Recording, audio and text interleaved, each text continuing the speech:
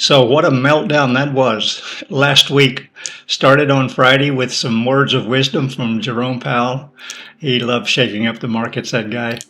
And of course, then it continued on Monday, as is usual. There's nothing unusual about that. It's typical that on Monday, the Asian market will follow what happened in the U.S. session on the previous Friday. So those 2 days, we saw a complete meltdown. Stocks were crashing, gold was crashing, currencies, crypto, everything just crashed all over the place. But the question is that done? Are we finished with the meltdown or not? Or is there more to come? Let me know what you think in the comments below. All we can do is react to what we see and plan our trades accordingly and protect our capital. And that's what this video is about.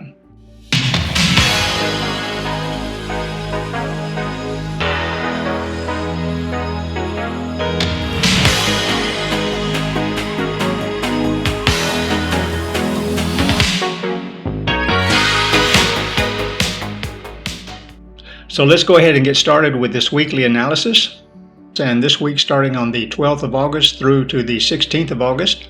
And this is where we look at forexfactory.com, our go-to website for the high impact news.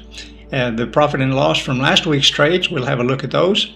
And then the swing trade setups, that's my pending orders that I share with you. And I do all of this to help you make profit with your Forex trading. And I hope things are working out for you. Let me know in the comments below whether you're following the trades, whether you're making profit, or if you have any other questions. So let's have a look at our go-to website, forexfactory.com, where I have some high impact news highlighted for you here. Nothing on Monday, nothing on a little bit on Friday, mostly on Tuesday, Wednesday, and Thursday, those 3 days. Several items highlighted for you here. You can take a screenshot of that if you want. I recommend that you look at forexfactory.com every day in your own time zone to be aware of these high impact news items, which do definitely affect the movement of our currencies and commodities. So let's have a look at the profit and loss from last week's trade setups. This will be a brief look at the loss and profit that we had from last week's trade setups, because I did not share many pending orders with you because of the volatility and all of the high impact news that was coming out and no real clear direction on most of the assets. But on gold, we had a good one. Okay, that I gave you the pending order, and it came down and executed at the lower support level at 24.37. And then went up during the day, and for a total of 345 pips before turning around and going the opposite direction and going down to 23.64, I believe it was. So a good trade on gold with 345 pips profit on the very first day of trading last week. And then I'll just scroll through all of the rest of these, just scroll down and go and look at the only pending order that I gave you, and that was on the UJ, the USD JPY, and we had a sell limit, and that did not execute on Monday. Okay, it just, we had a gap down, and it opened and went straight down. But however, if you had been awake during the Asian Pacific market, I'm not usually awake at that time, but if you had been awake and caught this bearish move, even on the second 4-hour candle, starting your entry there, you could have got a total of 380 pips.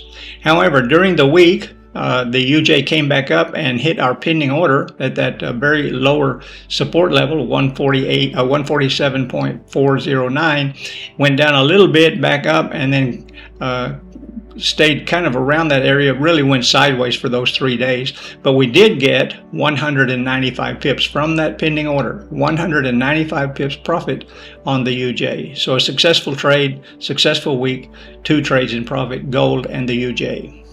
Now let's look at the pending orders. These are the trade setups that I have in place for this upcoming week, and I hope that these pending orders will help you to make profit. However, just remember that I'm not suggesting or recommending that you take the same trades. You can if you want to, but it's up to you to manage your own account, to plan your trades, trade the plan, use good risk management, and protect your capital.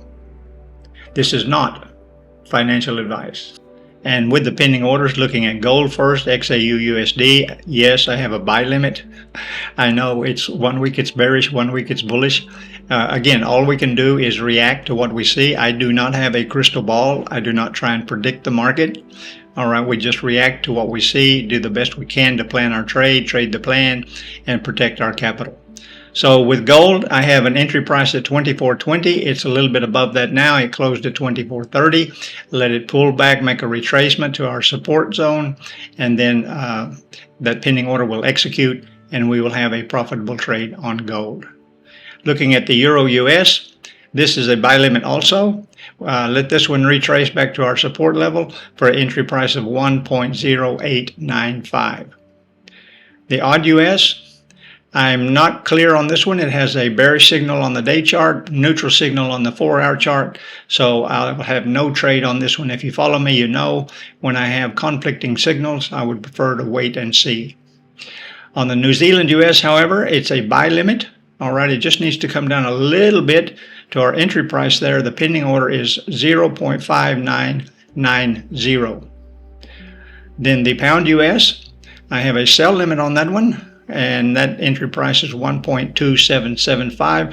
Let it retrace back to our resistance zone here at 1.2775. And you're saying, I know, why is the pound going down? It was doing well against the US dollar. The US dollar is going down, so what's happening?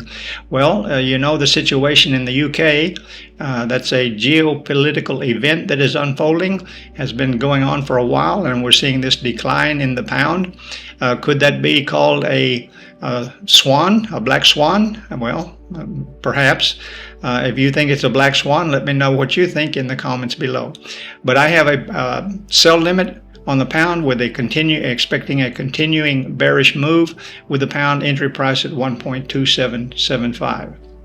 On the USD CAD, a sell limit with the decline of the US dollar, the continuing weakening of the US dollar, so a sell limit on the USD CAD with the entry price at 1.3745. It's very close to that now and went sideways for 3 days, but I'm expecting it to come back up, hit that resistance zone, and then continue its bearish move. So entry price on the UCAD 1.3745.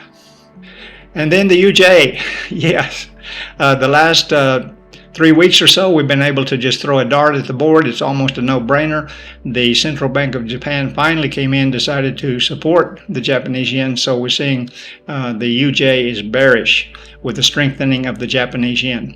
And you look at the chart and you say, well, it looks like it's turning bullish. Don't you believe it, okay? Because look at this, that's just a retracement. That's all it is. Nothing goes down forever. Nothing goes up forever. And what we've been seeing here is a huge, massive drop down, and all we're seeing is a slight retracement. Then it's going sideways for 3 days, now continuing its bearish move. So I have a tight entry point on the UJ at 147.52. Just let it retrace back to this resistance zone that we have here at 147.52 on the UJ.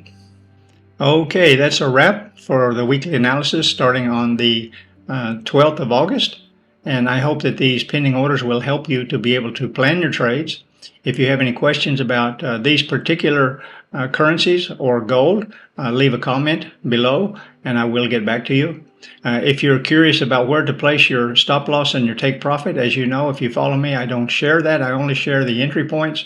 But if you want to know where to place your stop loss and take profit, I made a video on that, and you can watch that on YouTube, and that will help you to be able to set those parameters yourself. All right, and of course, if you're new here and you just found me, I'd appreciate it if you subscribe to the YouTube channel, click that little bell so you'll be notified every time I make one of these videos, which is every Sunday before the market opens on Monday. Until next time, I'll see you in the next video. And I hope you have a great week wherever you are in the world.